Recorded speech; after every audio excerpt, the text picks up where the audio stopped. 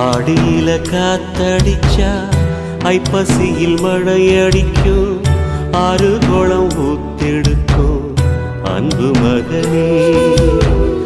நாலு திசை திறந்திருக்கு, நடக்கிற தெம்பிருக்கு, முன்னேறி எட்டு வையடா முத்து மகனே. மனசு மருகி மயங்காதே, உலகம் பெருசு மறவாதே.